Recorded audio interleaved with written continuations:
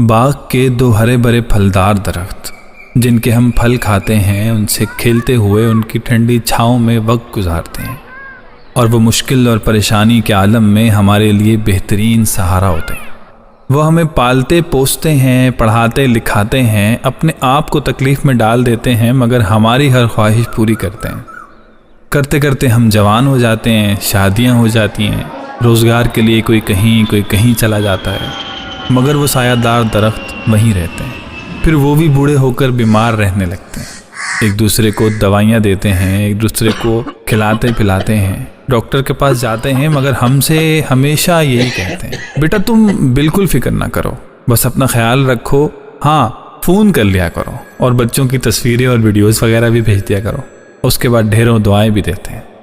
लेकिन आहिस्ता आहिस्ता ये बूढ़े हो जाते हैं और इनके पत्ते जर्द होकर गिरने लगते हैं और बिलाखिर इनमें से एक सूख कर गिर जाता है और दूसरा इसके गम में कुछ ही अरसे बाद चला जाता है। फिर हमें एहसास होता है कि हम कितनी बड़ी नेमत से महरूम हो गए। फिर हम कहते हैं कि हमसे सब कुछ ले लो मगर अम्मी अब्बू वापस लौटा दो, मगर अब कुछ नहीं हो सकता। जब वो थे तो हमें होश ना रहा और जब हमें होश आया तब वो नहीं रहे। अपने माँ बाप की कदर कीजिए इससे पहले कि आप माँ बाप से महरूम हो जाए।